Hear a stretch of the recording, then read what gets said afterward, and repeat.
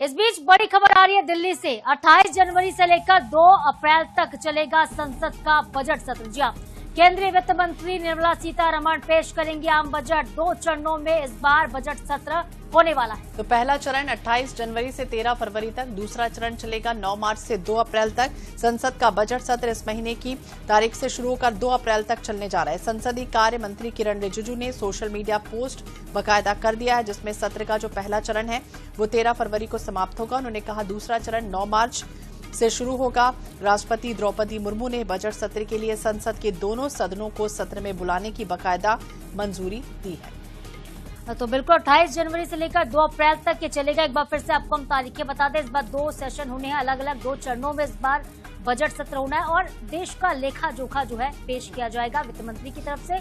2 चरणों में ये बजट सत्र होगा। फिर से आपको हम तारीखें बता दें। पहला चरण होगा 28 जनवरी से लेकर 13 फरवरी तक और दूसरा फेज होगा 9 मार्च से लेकर 2 अप्रैल तक का। तो बहुत खास होगा इस बार का बजट सत्र। सबकी जो निगाहें हैं वो इस बजट सत्र पर ही टिकी हैं।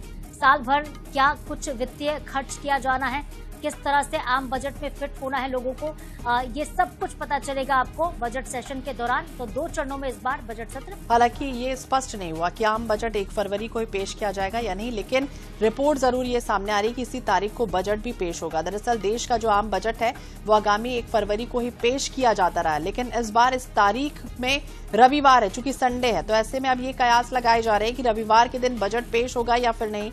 हालांकि केंद्रीय मंत्री किरण रिजिजू ने सोशल मीडिया पोस्ट में इसका जिक्र नहीं किया।